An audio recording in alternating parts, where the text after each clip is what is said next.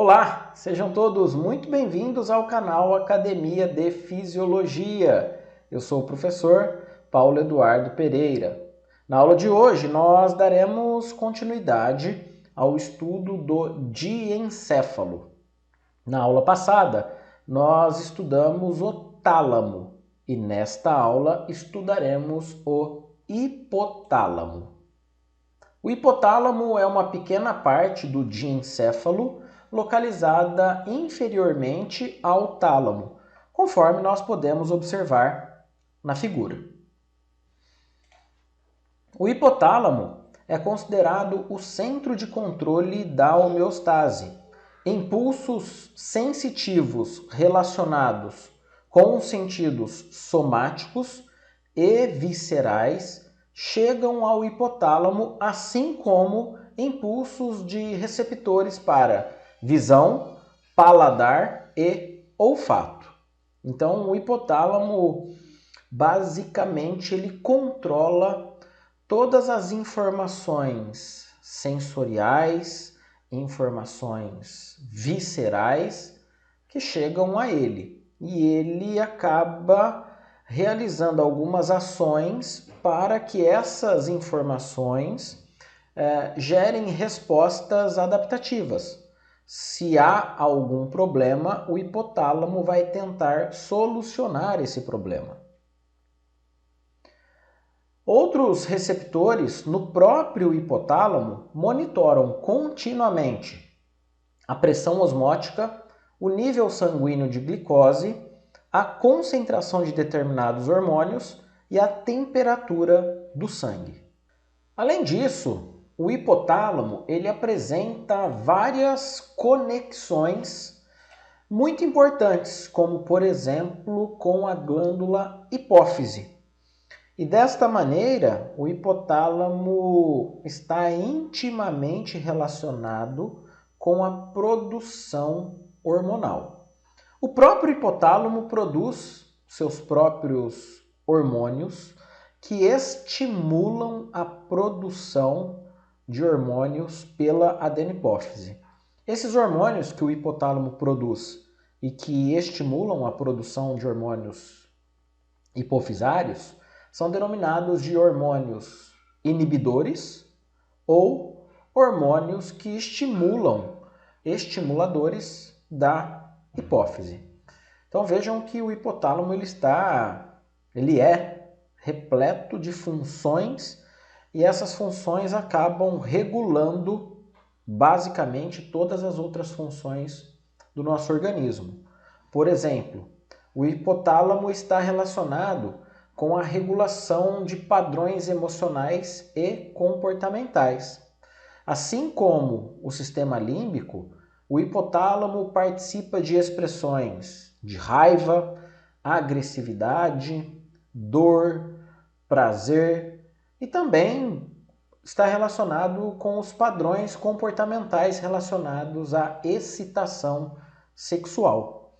Além dessa questão emocional, comportamental, o hipotálamo também regula a ingestão de alimentos sólidos e líquidos.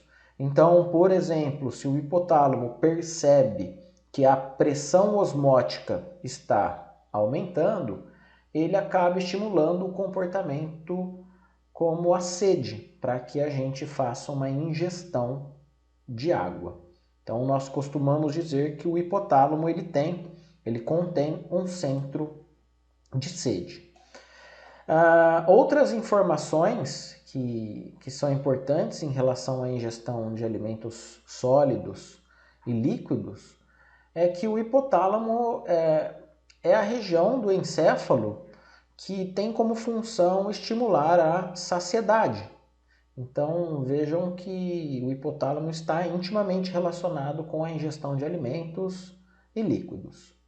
Além disso, o hipotálamo ele participa do controle da temperatura corporal, então qualquer alteração central, na temperatura central e também ambiental, o hipotálamo dispara algumas informações para que o organismo seja ajustado de modo que a temperatura central não desça, não caia além do que é possível para a manutenção da vida.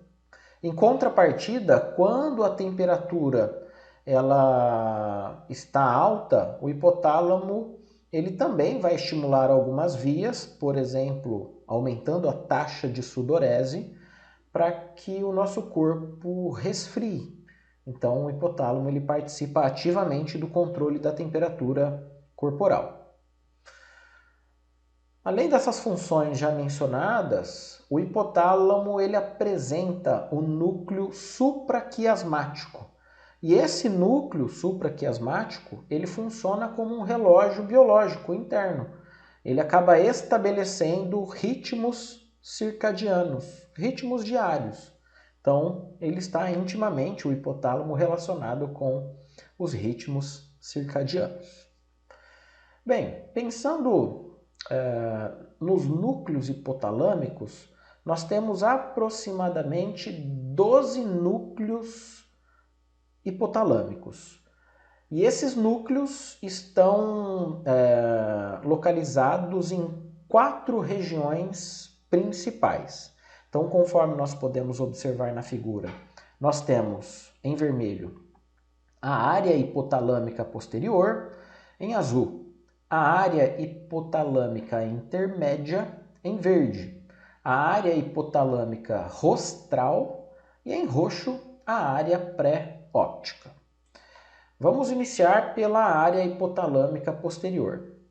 Essa área ela é adjacente ao mesencéfalo e é a parte mais posterior do hipotálamo. Nesta área nós temos os corpos mamilares e o núcleo posterior do hipotálamo. A área hipotalâmica intermédia é a parte mais larga do hipotálamo, conforme nós podemos observar aqui na figura. E esta área inclui o núcleo dorsomedial, o núcleo ventromedial, o núcleo arqueado, assim como o infundíbulo do hipotálamo. O infundíbulo tem como função conectar a hipófise ao hipotálamo. A área hipotalâmica rostral. Esta área está localizada superiormente ao quiasma óptico, conforme podemos observar aqui na figura. Esta área ela contém o núcleo paraventricular, o núcleo supraóptico, o núcleo periventricular ventral e o núcleo supraquiasmático. E por fim nós temos a área pré-óptica. Essa área contém os núcleos pré-ópticos medial e lateral. Então, todas essas estruturas, todos esses núcleos localizados nessas 4 áreas estão intimamente relacionados com todas aquelas funções que foram mencionadas anteriormente. Então é dessa maneira que o hipotálamo acaba sendo considerado o centro de controle da homeostase.